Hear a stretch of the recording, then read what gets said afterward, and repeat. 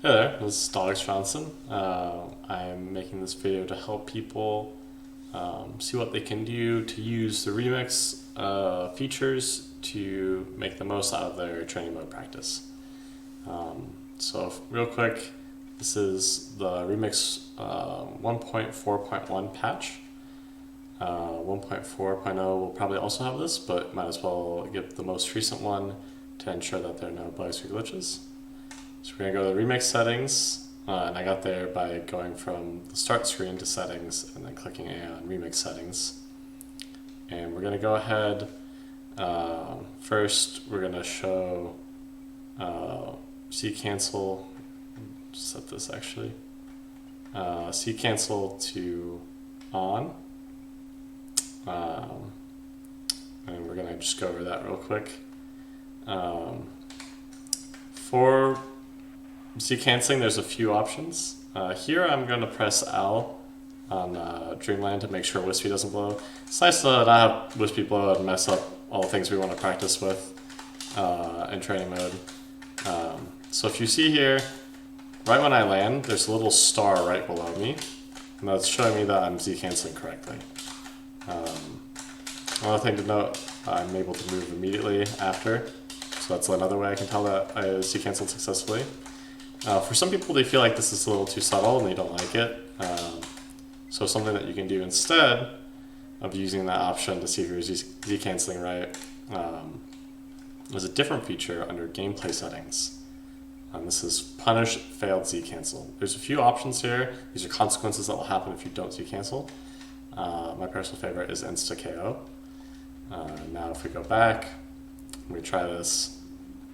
Anytime I miss a Z cancel, I will just die. So I'll just immediately die. I'll be punished, I'll have to wait a little bit. And that can be a little bit of negative reinforcement to make you practice more. You want to note that auto-cancel to aerials, this does not work. So because Pika up air always auto-cancels, if I don't press C, then nothing will happen. So it's not really effective for auto-canceled moves. But everything else is pretty good. You can practice on with fast falling, not fast falling, hitting enemy, not hitting enemy. It's really important that you practice all these different ways as you cancel, because stuff like hit lag, which are also called freeze frames, when you hit an opponent, that can delay the time in which you actually land on the ground. And there's only a certain amount of window where you can Z cancel. I forget precisely how many frames you have before you hit the ground to Z cancel.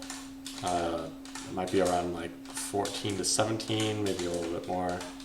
I might have that in the description for you guys, but really good feature to practice. If you mess up, it'll be delayed a little bit, but not too much. Another feature I want to show that I'll just have on the whole time is the input HUD. So if you click the smash icon next to anyone's name, you have all these pages that you can toggle settings on, which is really cool. One is the taunt button. This can make it so you can use other buttons to taunt, which is really nice to taunt cancel as a nice movement option. You can set the input HUD to show so you can see your inputs. So as you do something, maybe you see that, oh, when I drift and I nair, I don't get as much drift as I need. And then if you look at what you're actually doing on the stick, you can see that you're not moving the stick after nairing as soon as you could. So when you have the extra input, you can really cover your mistakes and adapt accordingly. So that's a really cool option. I like to use that a lot for combos and such. And then we're gonna turn this back off. I wanted to show the color overlay mode. This is a very nice option. This will really help you increase the speed of your play, because what this does is it shows you animation states. So if I'm yellow, that means I'm in a grounded actionable state. So I can do anything out of this yellow, like right after I turn yellow. And if I slow fall, I can act after 4 frames of landing. If I fast fall, I have to wait 8 frames of landing. So I have to wait a little bit longer. So you can kind of really feel the difference and see the difference when you fast fall versus slow fall and how quickly you can dash after. So fast fall takes a little bit longer to turn yellow if you see right there, and slow fall, yellow almost immediately. And this will be compounded with hitting an opponent.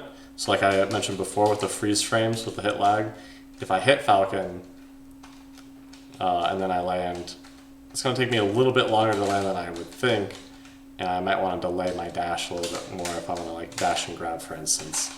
And then it'll be even lengthier if I hit with a fastball area, like a fastball bear. It'll take me even longer to act after that. So making sure you're practicing Z canceling, not just with fastball, slow fall, but also dashing right after, so you can be as fluid as possible. And then, like, of course, you have shield dropping and all that. As you can see, if I hit Falcon, he turns red. That means he's in hit stun. He's not able to act. You might think, oh, well, that's kind of redundant. Like, I have the combo meter. Like, why don't I just use the combo meter? Well, maybe you're practicing a combo and you're trying to see, like, okay, how much time do I have between these two moves? Like, I'm not quite connecting, but I wonder how lenient it is. And this is really important if you're comboing against somebody like Kirby, who can actually frame trap, meaning that you can hit them when the exit hits stun, but there's nothing that they can actually do as an option to get out of the next hit. So if there's only a tiny window where Kirby is not red while you're comboing, that means you can still hit them. Let me show you an example of this. And while we do this, we can actually use another feature, one of my favorite features personally, which is in the custom menu for the training mode. So if I pause and I press Z, I get the custom menu. And this has a bunch of different features. The first one is I can change my characters within this menu. So when I reset, I'll be a different character. I can change my costume and change if I'm a human or a CPU. I can change where I spawn, all the different ports, including a custom spawn, which I'm going to set right now. When you hover over set custom spawn, if you press A, you'll spawn exactly where you're standing at the moment. So that means when I reset, I'll be right there instead of any of the normal ports. I can set percentages. It's very important when maybe you want to recreate a combo that you saw in footage of yourself in a set, where you hit somebody who was in a ground, like on the ground at a certain percent, you messed up the combo. You can easily position them in a way, set the custom spawn point, set the specific percent they were at, and then recreate that combo and develop that. That's something that the player John popularized on Twitter. Very effective way to kind of get your combo brain up to speed and become more effective in your punish game. There's a shield break mode, which we'll go over after, and then you can do specific options once you hit them, once you hit their shield and they're done in shield stun, like up special, so you can cover a Pikachu on their launch of up being and hit their up special. So just a lot of different options, very cool features that you can do. Right now we're going to use it to set Kirby to port 1. So he'll be right in the center, and we're doing this because we're going over that frame trap concept. So I kind of went on some tangents, but here we'll see he's red. I'm gonna up smash. Sorry, 1 second. Not quite doing the up smash fast enough. There we go. And right there, that comboed. But that last hit didn't combo. But Kirby was only, I don't know, probably 1 or 2 frames out of hit stun. And one thing you can do there is fast fall, double jump, or put out an aerial. And the fastest aerial he has will not hit me away as I hit him. And he will not move far enough if he fast falls or double jumps for him to get out of that hit. So something that will happen here is instead of this snare connecting, or instead of like this up smash connecting, like if you F throw and you up smash, you see how it says combo 1 after, it doesn't true combo. Well, this is technically a frame trap. So even though the up smash isn't truly connecting, there's nothing that Kirby can do to not get up smash. He can't jump, he can't fast fall, he can't nair. After the hit's done, he's just going to get hit. So that red can be a good signifier of, okay, since he was only not red for a tiny bit before I hit him after my combo didn't connect, this is probably a frame trap, or this is for sure a frame trap. I can be confident that this is like a good combo, or that this works well. Here we'll go over the shield break mode for Yoshi players. If you want to practice against characters to shield break, say in the middle of the stage, we can set to port 1 and we can put shield break mode on. So when I restart, he's going to be in shield, and then I can nair. And if I mess up like that, then he'll jump out of shield. But if I do it right, he'll shield break. So that's a really easy way to practice shield breaks. You can get really creative with this. You can put them on a side platform and try shield breaks where you descend with an aerial. There's a lot of different things you can do there.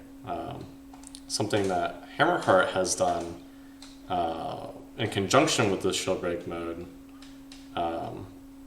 is he has kept hitting Pika as Pika uppies out of shield. I've actually never done this, so hopefully this goes fine, but he'll try to up tilt Pikachu as Pikachu uppies out of shield. So you hit him once, and then they'll do that. And then you try to wait until, I'm doing it too early right now, wait until they launch, and then you can hit them. It's actually pretty precise. So that's too late.